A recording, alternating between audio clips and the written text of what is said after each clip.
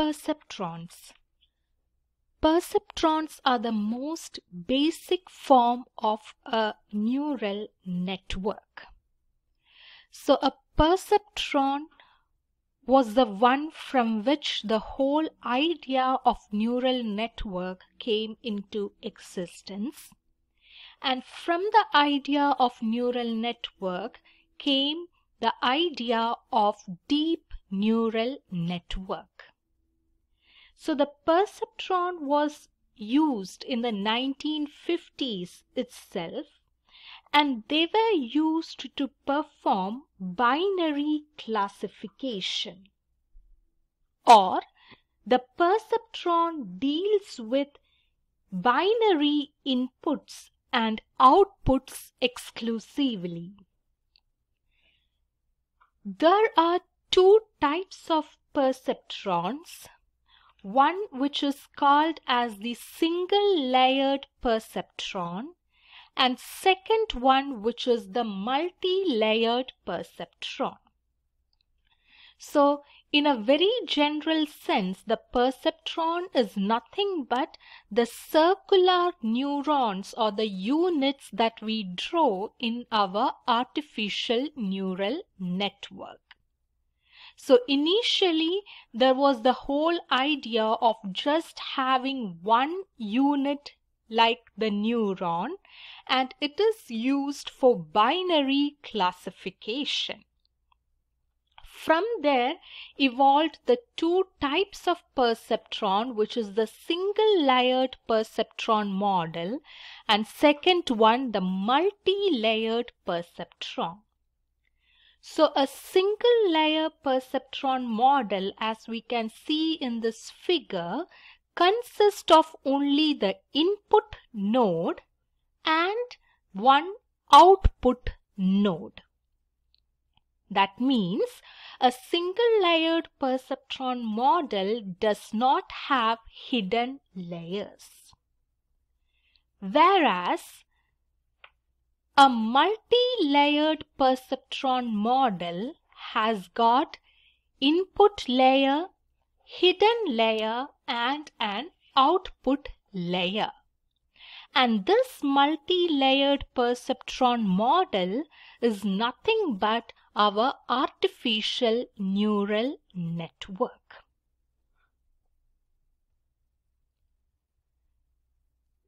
Every neural network consists of 5 basic components, of which the 3 components can be identified from this figure, which is nothing but the input layers, the hidden layers, and it can be any number of hidden layers and any number of neurons in these hidden layers.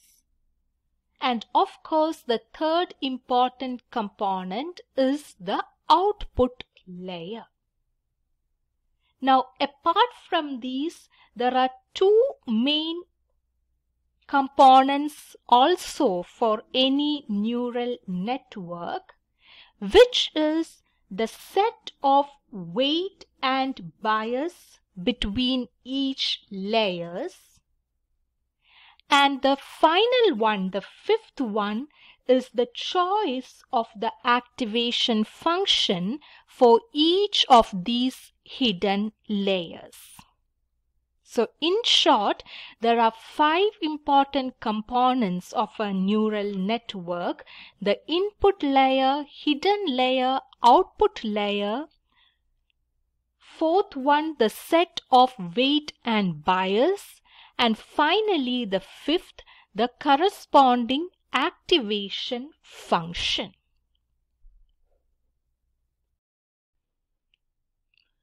Now let us zoom into one of the neurons from the hidden layer to understand what are the calculations that is happening within a neuron in a hidden layer. And in fact, you will be quite surprised to see how simple the calculations are happening in a single neuron in a hidden layer.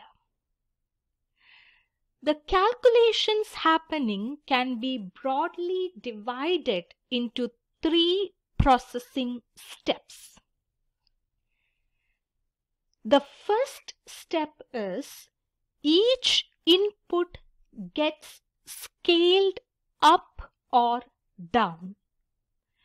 So when a signal comes in, so in this case there are 3 signals or 3 inputs that is coming into this particular neuron from the previous layer.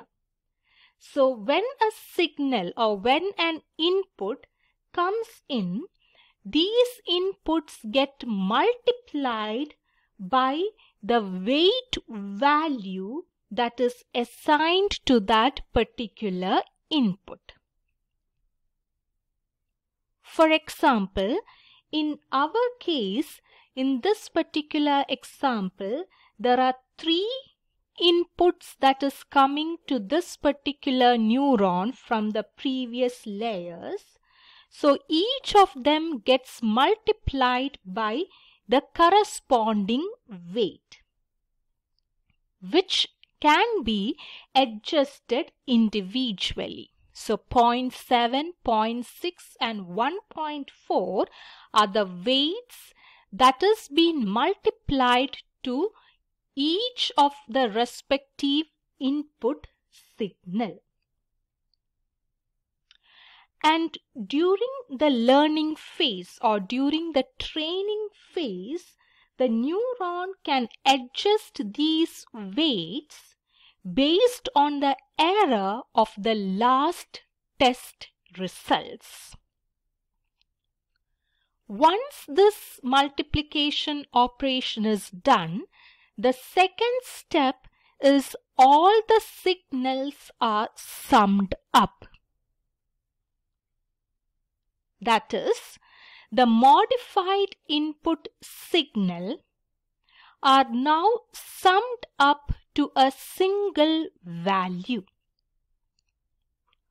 Also at this step, an offset or a bias is added to this sum. Now the neural network can adjust this bias during the learning phase. So at the beginning, all the neurons have been allocated random weights and random bias. And after each learning iteration or after each training, the weights and bias are gradually shifted so that the next result is a bit closer to the desired output. And in this way, the neural network gradually moves towards the state where the desired patterns are learned. And finally, the third computation that happens is activation. So finally, the results of the neuron calculation is turned into an output signal, and this is done with the help of activation function or what is called as transfer function. Now we will look into the details of this different activation function, but from this diagram that is shown here, you can clearly identify that this particular activation function I have used is a sigmoid activation function. Let us see what we have just discussed through a great animation. And as this animation plays out, just look into the size of the small bubbles or size of the bubbles that you will be seeing in this animation.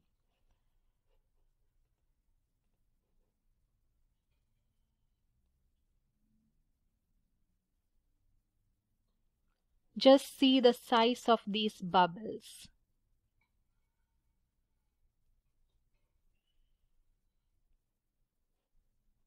I'll play it once more to get a more better look.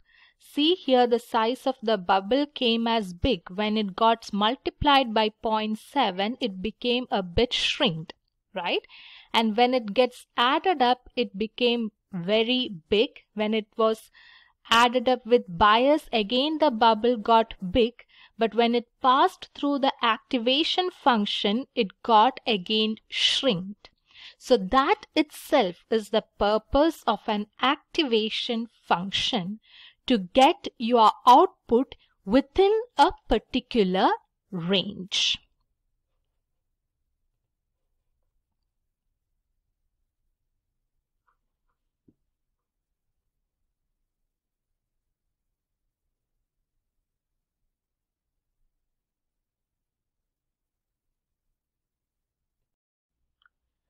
Now let us see how we can train a neural network. As I have already discussed, a neural network consists of 5 important components: the input layer, hidden layer, output layer. Fourth one, the set of weight and bias. And finally, the choice of the activation function. So the right value for the weight and bias determines the strength of your prediction, or the goodness, or how good is your prediction, or how correct is your prediction. And the process of fine-tuning this weight and bias from the input data is what is known as training the neural network. So each iteration of the training process, as you know, consists of 2 steps. The first one is calculating the predicted output value, which I have written as y hat.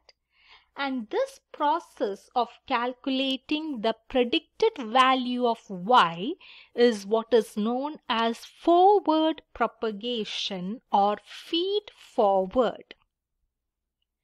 The second step is updating the weight and bias, and this process is known as back propagation.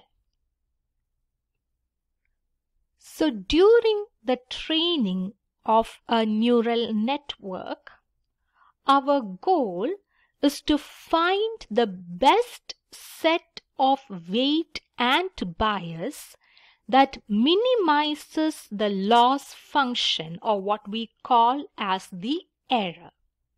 So what is represented in this blue line is the forward propagation, and what is represented by these green lines are the direction of your backward propagation. As we can see, this is a very simple neural network with just one hidden layer. So suppose that X is your input and W is the weight that has been assigned for each of these input. So the first step is of course the multiplication of weight by the input, which is W1x, plus summing it with B1. And then what we do is next pass this to an activation function. Again, I have used a sigmoid activation function, which now gives us the result to be Z. Now for the second, and this Z get passed to the second, this Z get passed to this hidden layer, and that becomes, and in that hidden layer what we have is now multiply the weights of that hidden layer, so that is W2. So we have W2 into Z, and that will be summed up, and that will be summed up with B2. And that is then passed to the corresponding activation function to give us the predicted value of y, which is y hat. So we can calculate our error or loss as nothing but the difference between the predicted value of y and the actual value of y. So the same process as we have done before is shown in this figure too. So now we have measured the error of our prediction. So our goal in training, as I have mentioned, is to find the best set of weight and bias that minimizes the loss function or the error. So since that we have now measured the error of our prediction, which in this figure is represented by JW, we need to find a way to propagate this error back and to update our weight and bias. So in order to know the appropriate amount to adjust the weight and bias, we need to know what is called as the gradient or the derivative of the loss function, which is represented by dou JW, with respect to the weight and bias. And as we know, the derivative or the gradient of a function is simply the slope of that function. So if we have the derivative, we can simply update the weight and bias by either increasing or decreasing its value.